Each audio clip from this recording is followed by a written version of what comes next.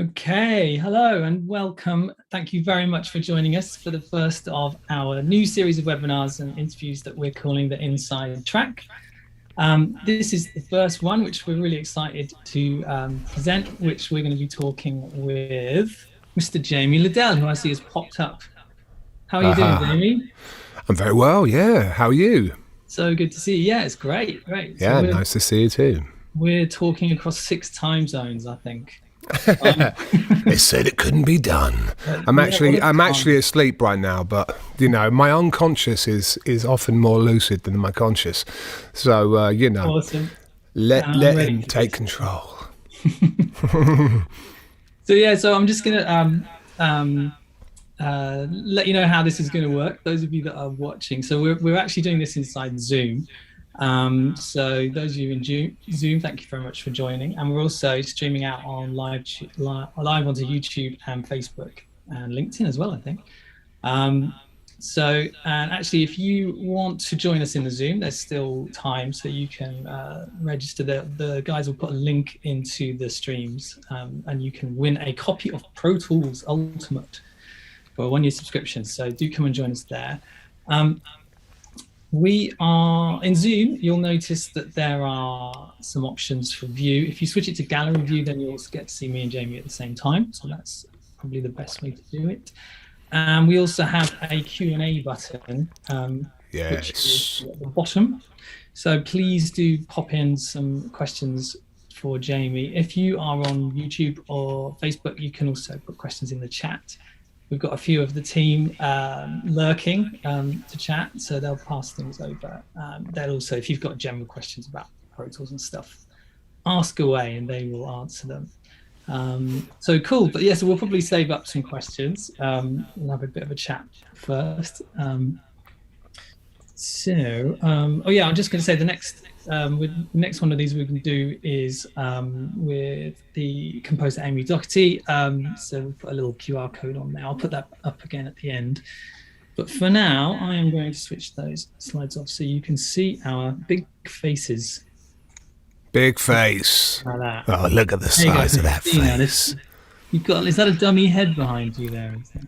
Yeah, I figured if I couldn't do this interview, I'll hand it over to Fritz. Oh, it's over my wrong shoulder. Isn't that weird? It's like the Zoom mirror thing. Yeah. It's a new thing. So good. As good as they say. It's weird. It's amazing.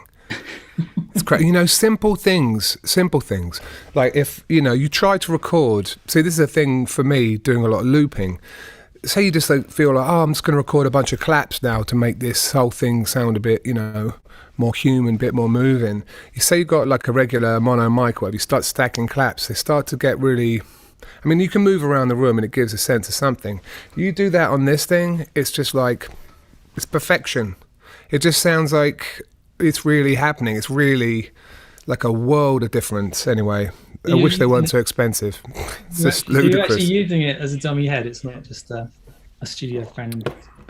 Yeah, well, that is quite a sad idea. But hey, it is quite weird. Sometimes you it's less of a studio friend, more of a sort of a surprise and like, oh God, just forget it's there, and it's sort of, its human form can do a bit of a sort of a surprise pseudo spooky number on you. But they don't advertise that in the brochure.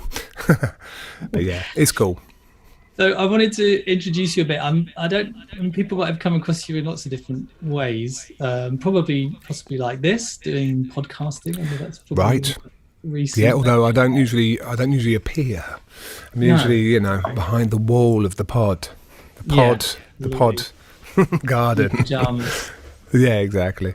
I'm not far off today, to be honest. So actually, I should probably cue up why we're here. Apart from that, I've got a ton of things I've always wanted to ask you. But with the idea of this kind of webinar series actually was to just get a chat with some people who've kind of made successful careers in the stuff that Avid does. So music, and TV and film and broadcast and all that stuff. And kind of learn how you got into it and what you've been doing and the usual kind of advice for the people that would like to do something similar. Not the usual advice. You can get the usual advice anywhere. This is going to be, but I know what you mean. Yeah. Sorry, that's just me being annoying. But No, it's sort of interesting yes, actually for me how much it might have changed, I guess, over I suppose that's my nervousness coming over. Like, will I be able to give novel new advice? Because that is something I take really seriously. Because doing the pods, it's been 4 years of doing the pods and trying to do things like the nitty part of the show, where I try to demonstrate techniques. I mean, it gets kind of increasingly difficult over time because I feel like, I've done quite a lot of the things I like to do. So Yeah. finding new things, I think this is quite a YouTube phenomena too, sort of when people are kind of, out there always sharing tips and tricks, you sort of almost hit a wall at a certain point where you're like, let's go back to music theory, because it's sort of like it's Yeah. always useful. Do you know what I mean? Anyway, Absolutely. that's an aside. I know, But but it's yes, yeah, it's easy to get burnt out, I guess, for people that are doing the kind of online content. yeah, it can But be, yeah. I think But then again, music is bizarre, isn't it? Because it just keeps on giving. You know what I mean? yeah. It never But gets actually, dull. that was Sorry to one of the interrupt. reasons why I wanted to chat with you was because you seem to have done quite a few different things. And I mean, I don't Right, know, yeah. I've probably made up a story for you, but it seems like you've kind of done what you wanted to do, not really just followed any of the sort of traditional grooves. Yeah. Well, hey, I suppose in certain regards that's definitely true.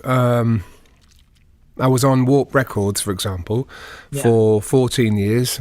Um, so in that regard, that's very much a label that doesn't was all staunchly independent. It wasn't the kind of independent label that was under a major label in some regard. It was its own thing. So they left me alone by and large to do my thing, which at the time I was really kind of, I suppose I was more of a tricky artist type, that yeah, always wanted the impossible and always felt like I was being kind of like, you know, mistreated in some way or other by the label. I didn't really know how to play with the team. It was yeah, it was it was tricky in some regards, but in retrospect, it was a great label to be on, and such a creative sort of world. Everyone making music there, obviously remarkably talented, and yeah, that kind of set me down a road, I suppose, of and not really having too much experience with dealing with the major label mentalities, for example. Too much of that, like gun to the head, deadline stuff either. So, look, that's a blessing and a curse, I think, because I know for myself, I'm pretty rubbish without deadlines. I wish I wasn't, and I try my best to sort of enforce or put deadlines on myself, give myself exercises and everything. But I think you need to know the kind of person you are. Sometimes you really need to be in a system where you need to deliver things on a Monday morning, and it actually suits you more, and you might feel better about yourself than if you're given carte blanche and the freedom is supposed to be this great liberator, but it can actually be for some people quite challenging. And I know plenty of creative people that have really just not been able to live up to their potential, let's say, because they kind of are perfectionists and will tinker basically forever on something, and it's diminishing returns. In fact, they basically don't do anything, and yeah, seeing that is always really depressing. So anyway, yeah. yeah. I might come back to that because I'm sort of curious, yeah, whether you are a bit more kind of just free to do what you want to do now. But let me take you way Right, back because please, yeah. thank you. Because yeah, I first came across you with Super Collider, which lots Oh, of people great. talk Yeah. about. I Hmm. um yeah, that was what a great band. Thank you. Yeah, I came across you guys at a great time when I think a lot of electronic music and dance music, especially on the live performance side, was getting a little bit stale for me anyway. And it was like, wow, here's some people that are doing some really funky stuff that you can play. Right. Yeah. And yeah, It it was was you good. and I don't know if you remember Stuart Price's band Low Rhythm Digital. You and Yeah. those Yeah. guys Absolutely. were like, wow, these guys are like a rock band doing electronic music. It's This is great stuff. But how did that come about? Was that your first kind of thing? Or were you doing stuff before that? Definitely doing stuff before that, the usual, stuff at school. I was always into music. I was sort of, funnily enough, I was in a band with the drummer of Slowdive, Simon Scott. He went to my school. He was like the cool kid at school with the skinniest jeans and the coolest hair, and just like, I felt really lucky that I got to hang with him, basically, because I was much more of a nerd. Still am. But yeah, he taught me, for example, he kind of gave me the advice to buy Tego Mago by Can, which like totally changed my world. And that was a lucky school experience. It wasn't a regular school experience in that regard. Now I look back at it, but I was playing guitar then.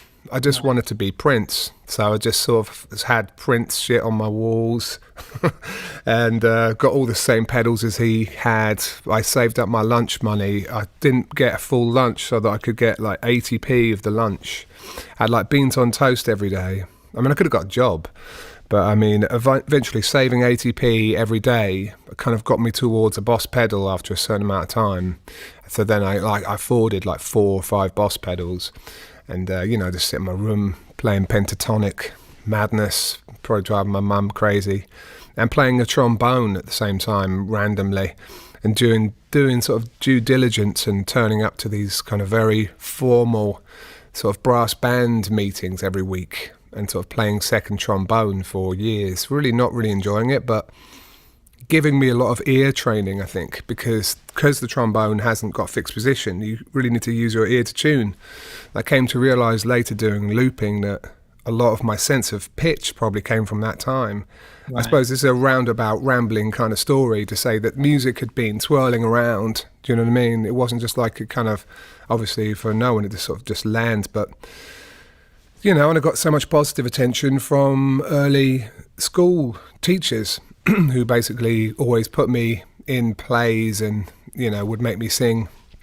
I think my first gig, I mean, it is for me at least, I was a squirrel in doing a squirrel soliloquy for a school play. It was one of my... Yeah, exactly. It was a very proud moment. I got to gather... I didn't gather my nuts, but I was definitely a nervous young child doing a performance, and I think I liked that attention. Do you know what I mean? I liked the fact that I could do this music thing, and my mum was always a really serious musician. She still is a great, she can read, she can sing off the sheet music, which I definitely can't do. She's still doing all kinds of singing in sort of formal settings with big choirs and doing really ambitious stuff. So I was always a bit like the punk, I couldn't really play. I didn't have a piano. I could do trombone a bit. But then at school, I just got into guitar, and because I didn't have anything else. But then when I was about 16 years old, I was always going to London and going down Turnkey and the music shops and checking out the newest tech. At that time, it was the D50, Korg M1, the Akai S950, and my grandma gave me like £2,000, like from some kind of inheritance. It's more money than I'd ever seen. And I actually bought all my equipment from the US because it was like a 2-to-1 ratio or something. It was an amazing exchange rate. And I remember for that money, I got like an S950, Korg M1, I got a little Tascam 4-track, SM58, an Alesis MIDI Verb 3.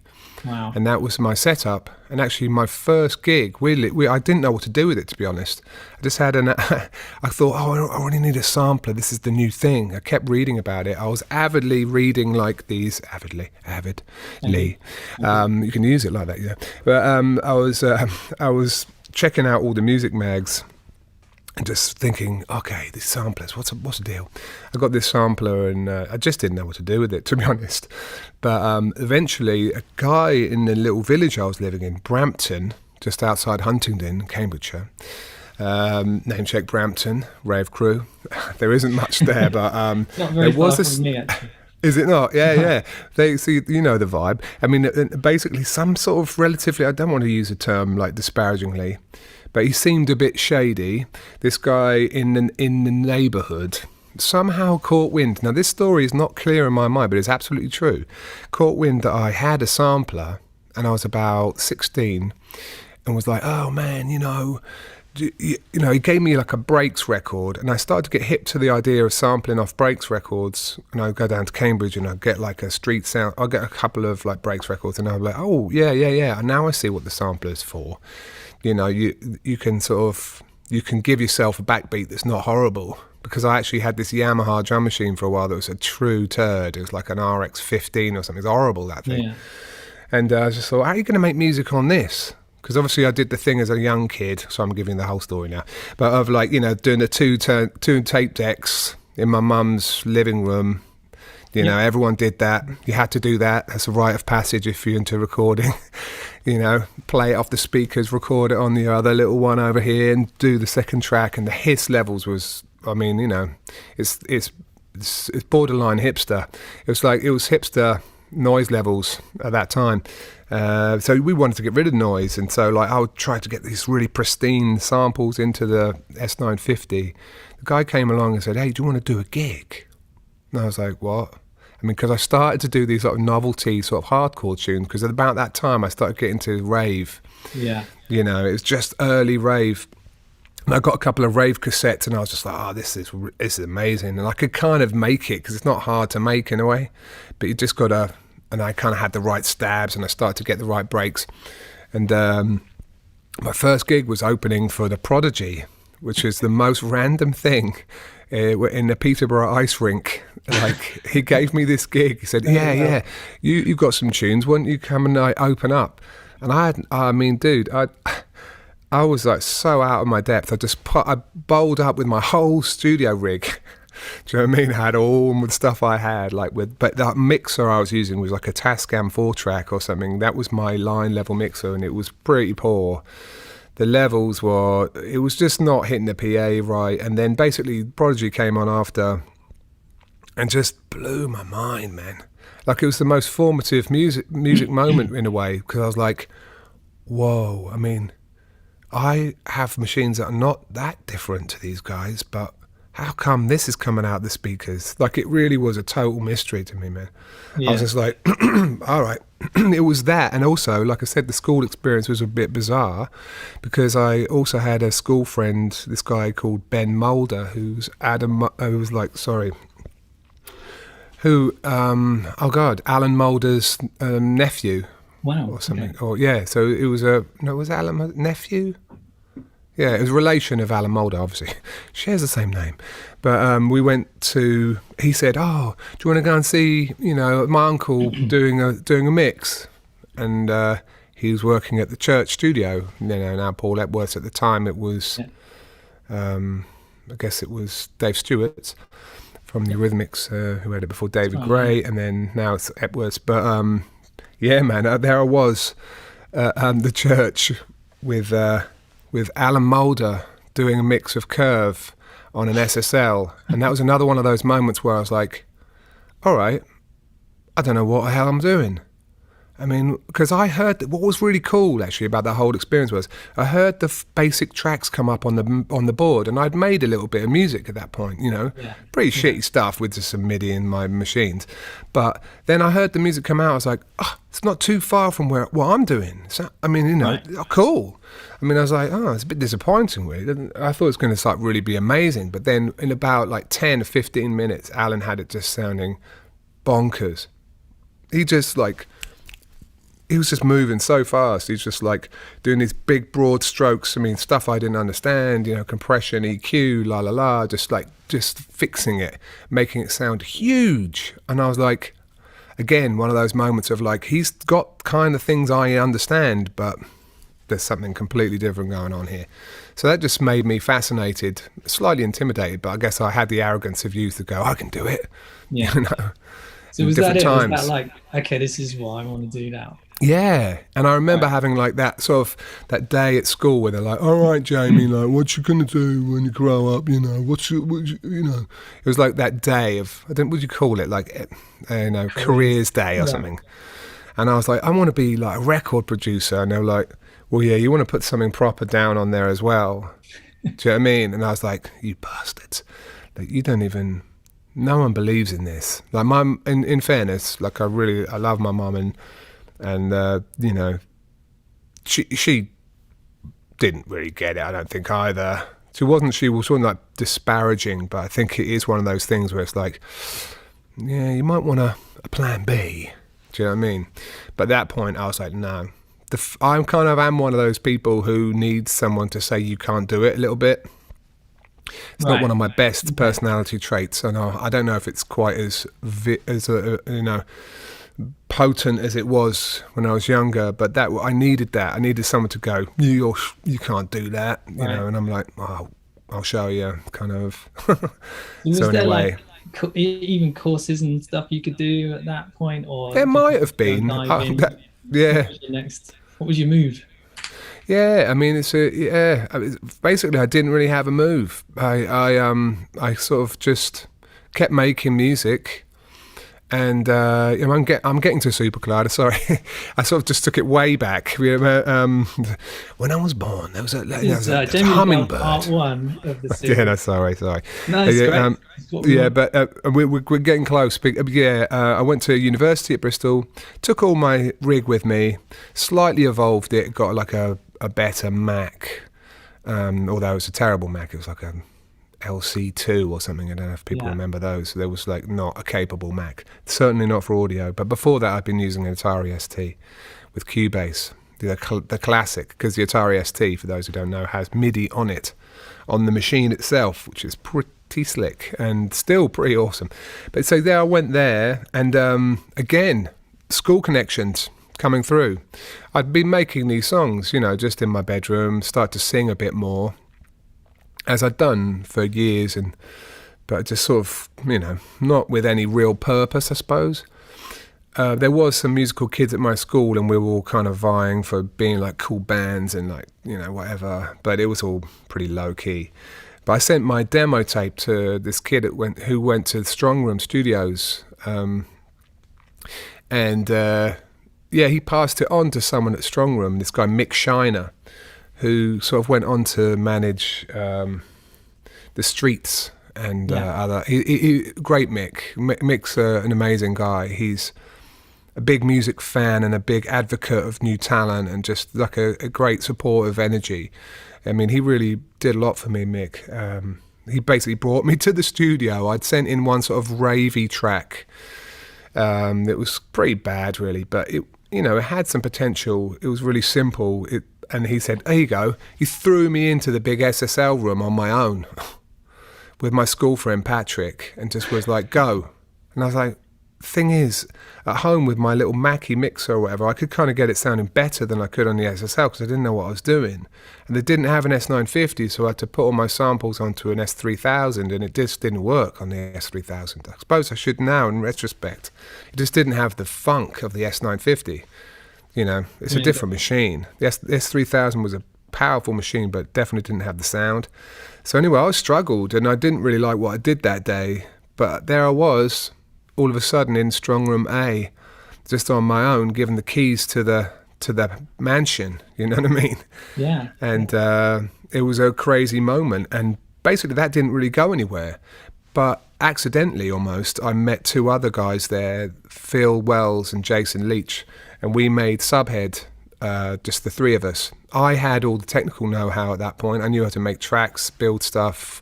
They were like connected to the techno scene, especially like the Detroit, Chicago sounds, things I'd never heard before, actually. In Bristol, when I went to college, it was more trance and sort of acid, but like pretty bad in a way. I was happy to be in Bristol at the time because it was just when Portishead and Massive Attack were really having their moment. So it was a great music scene in Bristol. It was awesome. But then the electronics music wasn't that great. So they suddenly schooled me on Chicago, Detroit music. I'd never heard it before, and I was like, oh my God, this is it, This is what I've been missing, Right. So the three of us sort of set to work and did loads of work as Subhead. We did like about 10 EPs in about a year, I think. We did just tons.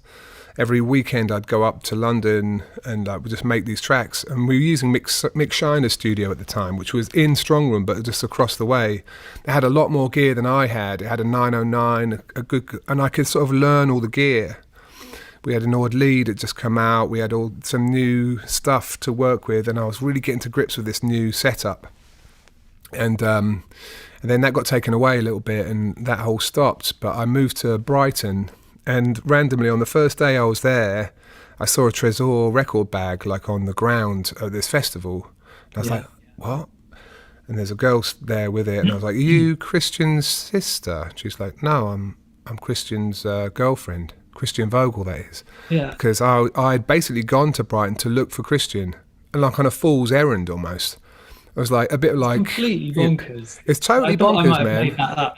No, it's 100% true. 100% true. I mean, it wasn't completely out of the question because it was a festival in Brighton. Do you know what I mean? And it wasn't that big, so chances are they might have been at a music festival. But still, seeing the Tresor bag, and obviously you need to know what that was. But I did. Obviously, I knew that scene.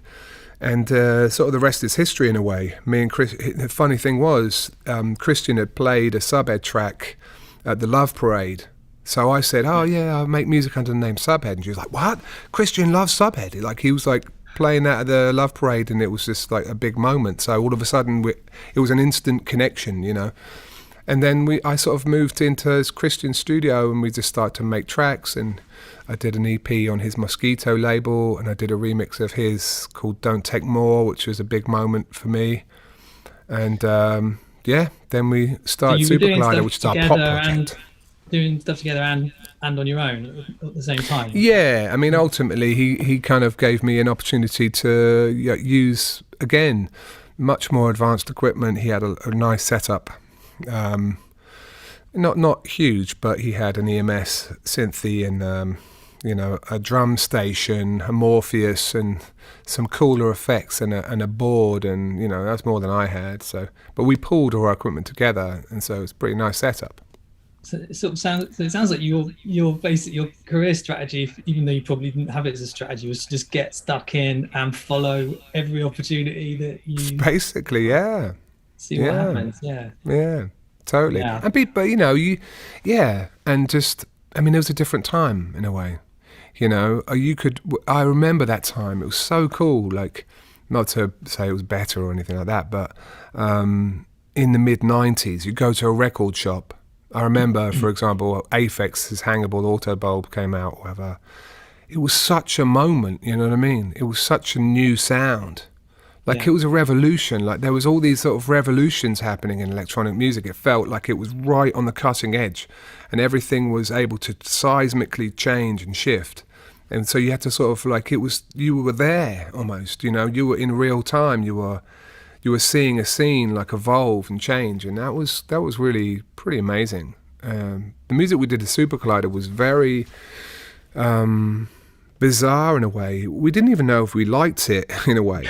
Because it was challenging for the two of us. Yeah. But I'm glad we made it, because there was something in us that was like, yeah, but let's just do this, It was brilliantly sort of wonky and and swingy, wasn't it? That's what. Totally. Well, that's Vogel. Vogel's the master of the groove, man. He's just a monster programmer. Like at the time I met Christian, he was using Octamed on the Amiga, tracker, right? And he was just incredible with it. He just for example, quick thing about Vogel, because he is a real unsung genius, I think, in the electronic world. True original.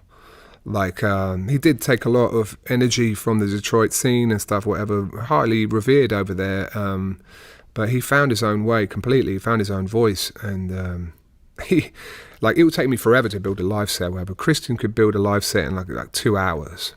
He'd just get on his equipment, he'd just be on Octamed, pattern 1's good, pattern 2, nice, pattern 1, pattern 2's jamming on the board. He was done. He just got a few moods and he was like, it's going to be amazing. He didn't over rehearse it. It was just he had sort of a dub mentality of just just jam it, just make it happen, just punk. There's sort of not too much preparation. It was just all feeling, and there was a lot of ragged edges because of that. But that's what I live for that. Yeah, so I guess you were doing similar things with the kind of live improvising and stuff. Yeah, the Super Collider shows were really fun. They were really adventurous. We really went in, I wish there was more archive footage of that stuff. We had a great show at Sonar, for example. That was historic for me. That was just so fun. That was like, yeah, it was amazing. Were you singing before Super Collider? I wasn't sure. I wasn't sure if Yeah. that was. I imagined that you just discovered. I don't know where I came up with this. Yeah. Because I think I listened to Super Collider and I assumed that it was samples. I thought it was like Right. Stevie Wonder sample. Yeah. No, fair enough, man. I had this imagine that you'd one day discovered that you could sing, but you were singing before that. A little bit, yeah. No, I was. Like I say, at school and all of that, and at college, I was in a band, and then also in Brighton, I was in a band called Balzac, and before I was in a band called Caned and Abel. Nice. Yeah, singing some like jazzy licks. But yeah, it was good though. It was a good band, but it was definitely part of that sort of acid jazz thing. Right. That was big at the time as well. Yeah, totally. So we're talking about 92 or something like that. Very naive stuff, but actually pretty good. Terrible name, cool, but I seem to remember it being like quite tribal between the kind of techno heads and the acid jazz tribes. Which is weird, really. Yeah, it's silly. Yeah. I'm glad people like Carl Craig or like the sort of more musical, quote unquote musical side. I mean, I like both. I like the serious. I can understand the backlash against the sort of the seventh chords and the kind of the frilliness of it in a way, versus like. But then then you're gonna. It's basically for me, it's sort of just a continuation of where Stevie was going, and who hates Stevie? You had to be a fool. So it's like, you're not allowed to like Stevie if you like, acid tracks. It's like, whatever. See, that always burdened me about the electronic music world in a way. Because in time, I think it did become, at least in my perception, more like a bit of a boys' club of like faster, harder, louder, And I sort of kind of gave up on it a little bit then. I was like, I need music because I am more driven by song. Which is something that kind of I had to realise, I suppose, over time, because I like the machine music a lot, but I needed to get back to songs, which is, what happened later. Is that right? Yeah, that was my next question. I don't know. Yeah, I'll drink from massive water now. Yeah, go. It's good. Yes. Okay. Refreshed. Yeah, no, so I'm curious, what happened next? How did you move on to kind of doing your own Jamie Lidell stuff? Part 2. No, I'll try and make it We will concise, get some bit more well. concise. Yeah, no. So basically, Warp Records, I got a deal in Brighton. I was trying to impress this guy on a label that I liked so much, Spy Mania, Hardy Finn, who was like the cool kid in Brighton for me, who just had all the Mego records. He just had his finger on the most avant-garde pulse, and like there's this aesthetic that was going on as well, and there was a record label called Trash that was part of the No Future thing, which is part of Christian's thing, and so there's quite almost like a not techno thing, but just a more like the pure punk, and at that time sort of like drill and bass and like all the Outer Limits music that was going on. Yeah. Basically, The Wire, the stuff that was in The Wire. Yeah. But the really cool stuff, an amazing period, anything from Fenez to, Jim O'Rourke to, Square Pusher and so on. So anyway, Spy Mania was an amazing label, and I really wanted to do something on that label.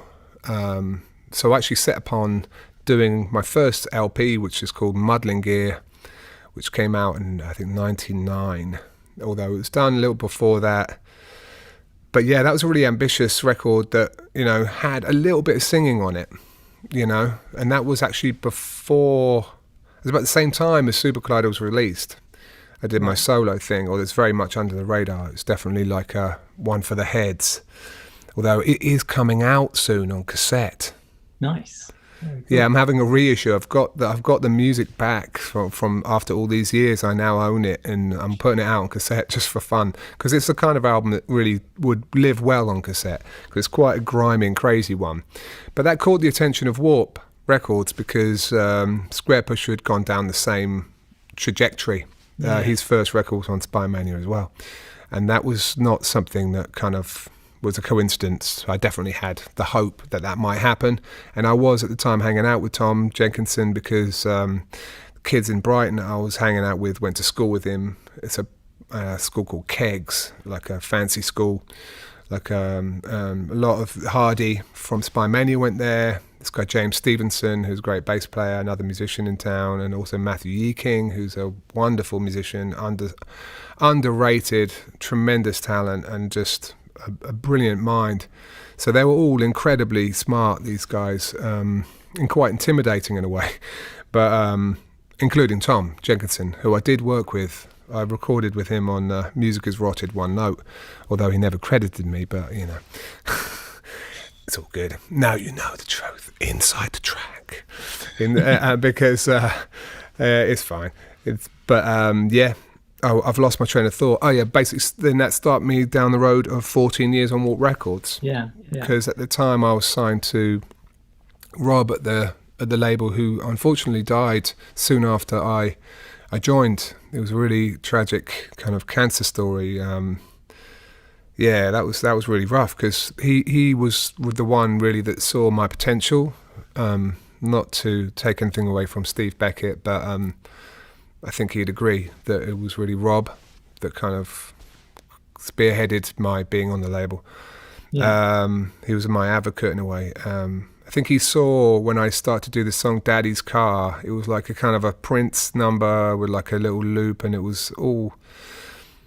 showcased my R&B side, I suppose. Yeah. Which is definitely, because like I said, I grew up with Prince, and that was just kind of how I learned about music. I grew up in a little village in Cambridge. I didn't have like a roots scene. Right. I grew up on the radio and records, and that to me was my musical education. It's weird to say that because, it's a tricky thing, but at the same time, I didn't really care. I just thought, I wasn't like thinking, can I do this? Can I not do that? Can I do this? Is this sacred? Is this not sacred? And, I suppose, and I still, in a way, if I was to give someone advice, I think I'd err on the side of nothing is sacred versus everything is sacred. Be careful, because I feel like nothing really gets...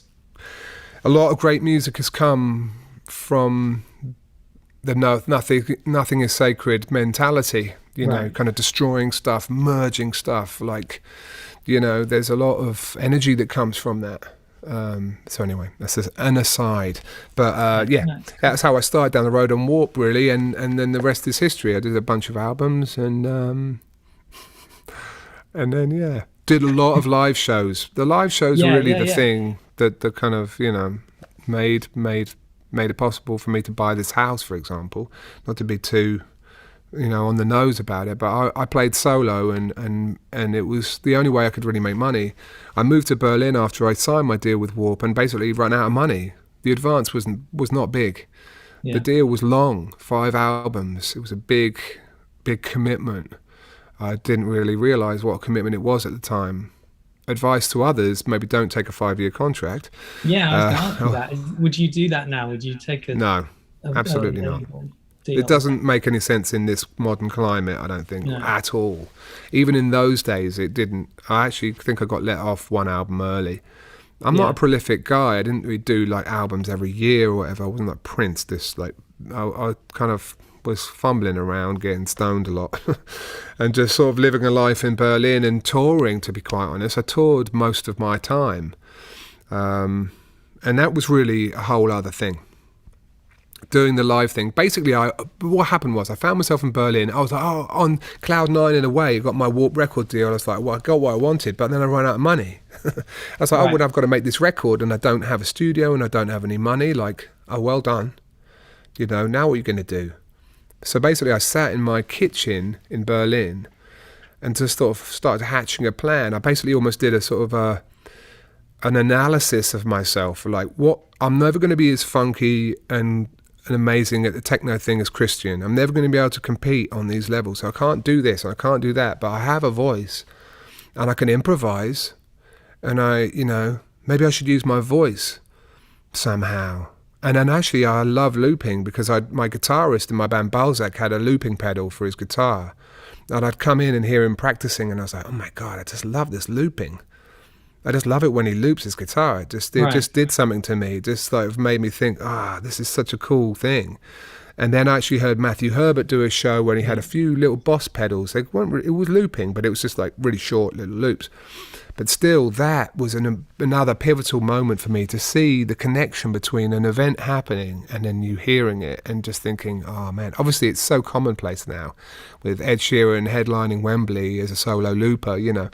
But back in those days, it wasn't common, and I started doing the looping shows in about 2000. So yeah, 21 years ago. This is quite a bizarre thought. And there wasn't really the tech at the time.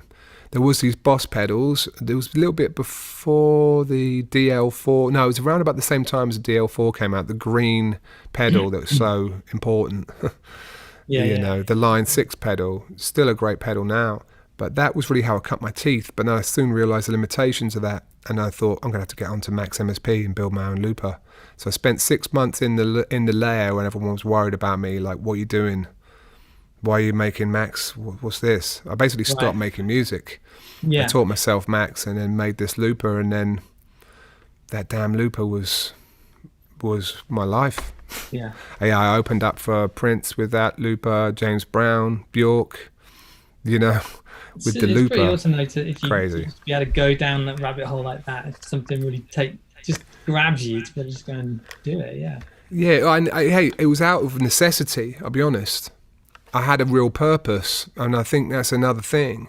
If you're a bit purposeless, it can be a real problem, you know. And I needed to make a move. I didn't have any cash, and I had to do something. So that was a lucky choice. Is that why you moved over to Nashville? Actually, I always assumed that you'd gone to Nashville because it's where people would go to kind of work with other artists. Or was it not totally to do with that? No, I met my wife in New York after Berlin, and then we thought let's move into a house. Let's buy a house. I'm like, let's look in New York. Yeah, let's not buy a house in New York. That's not going to happen, is it? So we're like, we asked around, and a few friends were like, oh, go to Nashville. It's like you get loads of land there and stuff. Thank God we took their advice, because it's not like that now. It's really expensive. It's a nightmare in a way now. Yeah. It's like it's prohibitive, and I don't like that, because artists. I mean, that's why I love Berlin so much. My rent was dirt cheap. So was everyone's. It was like 2000 to 2008. I lived there. It's beautiful, you know. It's really important. Got a studio there. I assume this is at your place, is it? Yeah, this is in Nashville. Yeah, that's right. Mm-hmm. Yeah, I love this room. Is that how you work now? Do you kind of write and record and produce stuff in your studio, or do you go and work with other people when you're recording? Yeah, both. I've done a few albums in here. Did the Jamie Lidell album in here. Did Building Up a Beginning in here. And then albums for Dave Stewart's daughter Kaya Stewart, and then recorded vocals for Muramasa. For Nothing Matters, Nothing Else, I think it's called. And actually, funnily enough, when I did sort of my big, when I was a participant in a big pop song, the Haley Steinfeld song, Let Me Go, that Ali Tamposi I'd worked with here. She's a massive songwriter. We'd worked on a bit of music with her friend Rabel, another great artist and singer and stuff. And she'd remembered this room and really liked this room. And she was in town with Andrew Watt and Brian Lee, making music for, Kelly Clarkson in a big, cold Nashville SSL room. Right. It was just a grey Death Star in a way, this room. Very classic, the countertops, but it's the big grey desk. I mean, I had an SSL in here, but at the time I didn't. But it was just hard for them, I think, to get a vibe to write. Yeah. And she remembered this room being light. It's got lots of windows. It's a good positive room to write in. So she said, "Can we come and write over at yours and maybe with you?" And I was like, "Yeah, great." So actually Let Me Go was written in this room as well, and that's close to 1 billion streams, and that can happen from the bedroom. That's amazing. Not the But do you bedroom, but actually, I mean, it's the home studio. do you have a console there, or is it all kind of into Pro Tools? No, I don't anymore. I've been through a lot of iterations, and I am getting a console actually now. I'm getting a console again, but a Zale AM1, which is a pretty special handmade German console, because whatever. I'm going for broke, but yeah, it's an amazing thing.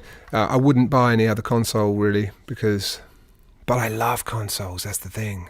I love them. I do have a small sidecar console by Spec, the company Spec, which is great. It's called a Lilo. It doesn't have any pre's. It doesn't have any EQ. It's a line level mixer only. Extremely clean. It's actually, you think it would be really boring, but just having aux sends on knobs. Right. You can do it with MIDI controllers, but it is not the same. Not to me. No, Because I like to do things where an effect is on the channel and its return is up. It's the dub stuff. And I think I had an interesting conversation with Stimming recently on the podcast, where he was like really upset about our reliance on the mouse, and how we've got hands and we've got this beautiful expressive bodies, but we're limited to this to express ourselves, which is really true. I couldn't agree more. So I do, when I can, I like to get my hands on the faders. Every time I do that, I keep it. I'm like, oh, that was awesome. Right. Like the happy accidents that come from you jamming, and imagine like Lee Perry's music if it was all done on a computer. It's just, yeah, you don't have to think about it, do you? You have to perform when you're on a console doing that kind of music. You have to be making music with the console. I love that. I'm definitely of the spirit, and the Super Collider, all of that was done. Christian taught me that as well. Like, we would never just let a performance roll to that without doing anything. We'd have to interact with it. We'd have to do a few delay throws. We'd have to do a few like risky bits, and so every take is always different. And I think that's really, then it becomes a unique take. So anyway, if I can work like that, I do. Yeah. Yeah. We have some questions, because I'm just indulging myself here with my questions, but how much water is in here? No, I'm joking. It's just a camera trick. So okay, so we've got a question about podcasting. Yeah. So what made you make the move into podcasting? Well, I think I've got to give credit to my wife, because she knows I like to ramble. As you can tell now, I talk all day. And I love talking to fellow musicians, and I always have loved that. So it just felt like, hang on a minute, if you could sort of do that in a way that wasn't really formulaic. Like, I genuinely love just calling someone up and I don't have a plan when I do the podcast. It truly is just a hang, right? Which I hope is what is appealing about it, because I feel like it's just a free flowing conversation, So yeah, it's really that. And then once I got a couple under my belt, I was quite excited. Like, one of the things that came to me that kind of struck me initially about podcasting was, early on, I got to interview Blake Mills and Sean Everett and stuff then, and Dave Stewart. Like, they're all in the first 5 episodes or something. I think it's really early on. It's about 4 years ago now. And I realised that I love Blake Mills. I'm a massive fan. And Sean, obviously, the head, is definitely part of me paying attention to Sean and loving him so much and what he does. Right. He's definitely one of my mentors, even from afar. I just love his anarchic approach to making and recording stuff. But I don't think I would have been able to get in a room, as it were, with Blake Mills to make a bit of music without a lot of toing and froing, like, are you free? Can you record? What's the budget? Where are we going to go? La, la, la. But the prospect of kind of coming over for an hour to chat on a pod, right? Yeah, that's definitely possible. So I've really enjoyed the opportunity to meet all these people that I really admire and love and respect, So that's been a really, I hadn't really thought of that as a benefit, but it's been great just to meet people, man. Yeah, it's a brilliant time to have done it as well. Yeah, totally. Exactly. Yeah. Right. Yeah. Um, okay, got someone's interested in more of your sort of musical writing process. Right. I was kind of curious about that too, is whether you kind of ever compose into, what in the studio, or whether it's a sort of separate songwriting process that you then record. And also, yes, you said, Yeah. how do you come up with harmonies and over top lines? Right. That's a weird one for me. Well, maybe going to the first question, Yeah. see if I can get that one together. Uh, I'd like to say, like, over the years, I definitely have benefited so much from collaboration. With Christian, with the Suburb guys, Phil and Jason, and then with Mocky on the Multiply and Jim albums, and Chili Gonzalez and Peaches and all the people that were involved in those records. Feist as well, because I was involved on her album, The Reminder, and got to see her process. And everyone does it different, and I'm a weird musician that doesn't sit. I do now. I've started taking piano lessons during this pandemic for the first time in my life. I can kind of play a few chords, but before that, I couldn't play anything. I was only going with sound, and I realised I think monophonically. It's your trombone background. Yeah, it's my trombone and vocal background and the looping background, really. I even when I'm writing something, say I'm trying to write something for strings or something, I won't play it on the keyboard. I'll just sing in a bunch of counter lines. Right. That's kind of how I think about it, and that's maybe my answer to. That's how I think about music. Really, I like it that way, I think. And nowadays it's maybe not quite as true because, like I said, I'm playing the piano and it's definitely opening up a lot of possibilities, but it's definitely frustrating me in some ways. Maybe this is why.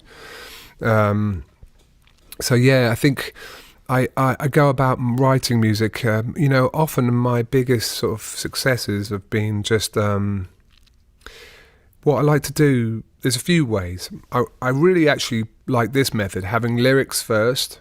This is actually my preferred method.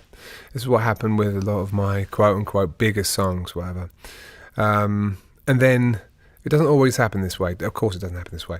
But if you do have a little lyrical idea, what I used to like to do is just sit in my kitchen in Berlin again. This kitchen was quite an important room. And then just record into the computer with no backing track, no click track, nothing. Just sort of start to think of the words and what a song could be, and then sing it like that, and then just sort of sing, then not even think about it, but just record another version where it's a lot slower with a different mindset. I'm like maybe doing it as a ballad or something, then do it a lot quicker and see if it can be like a funk thing, and then sort of basically listen to those cold recordings and go, which one of those sort of feels like it could work? Which one just feels like it connects, and like you can kind of really save yourself a lot of time because it sounds amazing like this. Like Another Day was a good example of a song like that. It actually started out as a kind of a Simon and Garfunkel sort of folk thing, like just me one night. Actually, I wouldn't advocate this, but Mocky at the time, I was having a bit of writer's block. He goes, "Get yourself a bottle of whiskey," and so I was like, yeah, right. So I got a bottle of whiskey. There's a really good whiskey shop downstairs from me in Berlin. So I got a nice one, and I had a night dram, and I started just sort of like holding it down, like just playing guitar and just singing, mumbling some stuff into the phone, and it came to light. And then I was like, that's cool. I liked it, but then it took me, another thing that I like to do. I like to write in the kitchen. Yeah. I don't know. Chopping was what happened with Another Day. I was chopping a carrot and singing the little song, and it was kind of like my little backbeat, and it was way quicker than I'd been doing it. Do you know what I mean? And I was like, it could be it could be a totally different song. So I came into Mocky and I was like, hey, how about we do Another Day like a lot quicker? And it was just sort of like, I think you've got to carry ideas around with you. Sometimes you can just sort of spew it out. Like when I did A Little Bit More, that was just like, I came up with a melody. I thought, oh, that's cool. I know what this song should be about. And I just did a loop on the looper, and then it came right out. Right. And some songs you're chipping away at it for months. Like that song When I Come Back Around that I did. I literally had to go to Australia to finish that song because I was missing a part and I just didn't know what it was until this guy was playing a word or two and he just was playing like, a really simple rhythmic phrase over the top of what I'd done. And all of a sudden it just all fell into place and I was like, oh my God, this is it. We've done it. You've cracked the song. I was searching so long for this simple part and I don't know. It's random anyway. I'm just laughing because we had obviously probably one of the last questions coming was you could give one piece of advice to someone starting out in their music career, what would it be? And I'm guessing it's not go to Australia. Although, go to Australia. That's actually quite a good piece of advice, I reckon, because you get in touch with beautiful nature and fish, if you like fish. If you swim with fish, if you don't like to eat them. And then... I don't know. I think Australia has been really important for me. Yeah. A lot of what's interesting about Australia, and I don't want to typecast the place, but I think they're a little bit like musical underdogs in a way, and they love music, and they're like so into it. It's like when you go there, like there's a passion for it. There's a little bit different to the sort of like the big scenes, as it were, which can get a little bit jaded a little bit. So actually, that's good advice. Go to Australia if you can. Off to Australia. Amazing. But I mean, I don't know. I guess, and someone else has said about how's things changed. Since streaming. Obviously you expand across where you're making your living from sales and live shows, and then now it's. I never made music selling albums. No, okay. Ever. I mean, that's the thing. Before or after streaming, it got worse when streaming came in, obviously. But I've never been a big numbers guy. The thing for me was live. Wow. What I like about live is it's something that you can control. You know what I mean? To an extent, at least. I feel like, well, for me, it was the way, and I think you can't often communicate the entirety of your being just on a record because obviously that's impossible, and you sometimes you try to sort of button yourself up and present yourself a certain way, and it might be less appealing than the sort of more holistic version of yourself often you can kind of get across in a live show. So people start to see you and go, oh, this guy is, has got some good energy, and it sort of just makes more sense. They might actually prefer it to the albums. I think in my case that was often the case. But I didn't really see a difference with streaming. I just sort of, it's not great. It's really not great. I mean, it is. I feel bad. I tell you what, I've done a lot more co-writing. I did do a lot of co-writing. I had some good successes with Leanne LaHavis, obviously, and Muramasa and Haley Steinfeld and a bunch of others. But the streaming numbers, it's just hard to. It's hard to break past a certain threshold nowadays, and that threshold for a writer, unfortunately, because of the way that the splits are made with streaming, it's terrible for writers. So I really am really hard opposed to the 80-20 split and the streaming revenue from the master side perspective. It's skewed in totally the wrong way. They're going to have to address that, otherwise it's going to be a serious issue, I think. I mean, whatever. I'm not exactly saying anything new, am I? But at the same time... Well, I don't know. I mean, a lot of things you assume people know, maybe they don't. So it is really interesting to hear about. It's hard for writers. Yeah. I mean, that's why everyone wants syncs, because you get 50-50 on the master and pub split, which is how it should be on streaming. It should be 50 to the pub. I mean, that would change everything. I mean, they nudge it up a little bit and they're like, there you go, pub, you should be happy now. But it's like, it's not right. But anyway. But getting out live is definitely... Yes, I think so. But, I was lucky because I got to tour solo and then sort of brought home a little income from that. Yeah. And then later on, when I did my tour, my last band, I came out with 9 people and, obviously lost money. I mean, I've lost loads of money on tours. Basically, every time I toured America, I lost money. Even if I toured solo, like it was hard for me to break even, just because of the nature of the cost of travel and all the rest of the bits. And it was hard for me. I didn't have much of an audience here. I've never really broke America in any sizable way. I think that's often another really tricky thing for artists trying to come over here. You can maybe get the coasts. So you can do shows in, you know, New York and LA or whatever, but what are you going to do when you get to Dakota? You know, if you're going to take a bus tour, then there's a lot of America where you can't really make a buck. So it's tricky. There's a lot of practical things to it. You just sort of pick your markets and don't try to, you know, There's a few moments in my career, like I met Rick Rubin at one point in about 2008. They were interested in signing me for when I did the Gym album, but Warp Records wouldn't let me go, you know, not to get too, like, you know, inside the track. But I thought at the time that was a travesty, you know, like, you know, I really wanted to go and be on, you know, American or Columbia or whatever it was. Yeah. But I think I might have dodged a bullet there. Yeah, I was going to ask you about that. I mean, you did say earlier on about, you know, quite like the independence of having a label or major label to tell you what to do. I think you got to know who you're in bed with. Because I think I've seen artists who have an indie mindset who are on a major label, and I'm like, you do realise it's just a business for them. Like, if you don't turn enough profit, they'll ditch you. You know, because it's and I do feel like with some indie labels, like something like a Sub Pop or something, they're in it for the music, man. Do you know what I mean? And that's a hugely different thing. So you've got to know what you're doing. And if you are on a major label and you really want to grow it, they're going to be all about it. You know? So if that is your intention, if that is what you want, it's going to be aligned. So I think you have to be honest with yourself and try and align yourself with the correct people.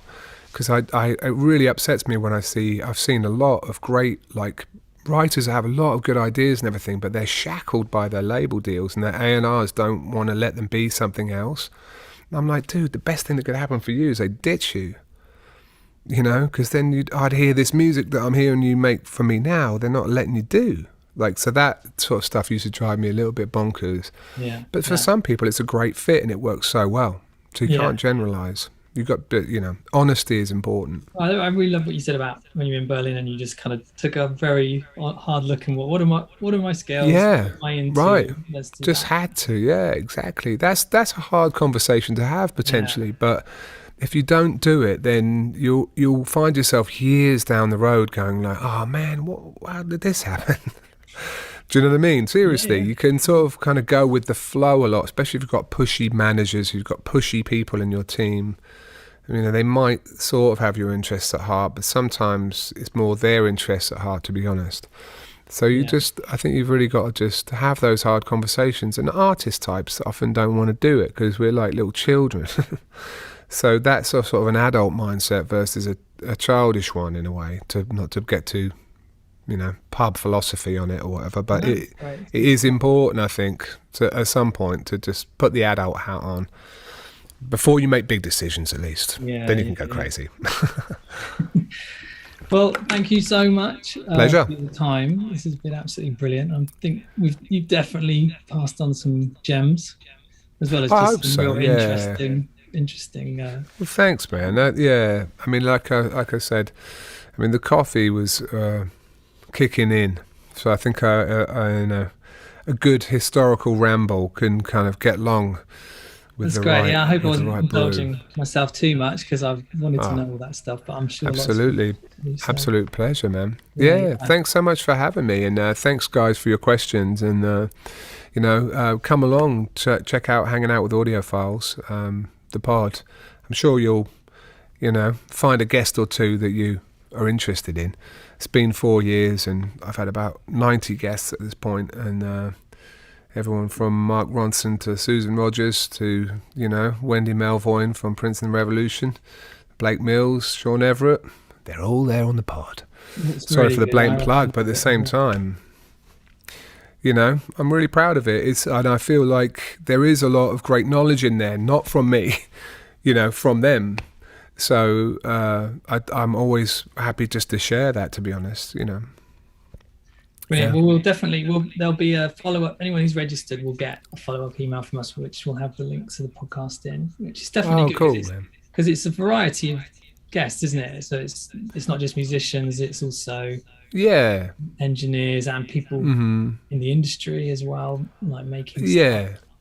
No, I've tried to sort of, I mean, again, I've got no one telling me what to do.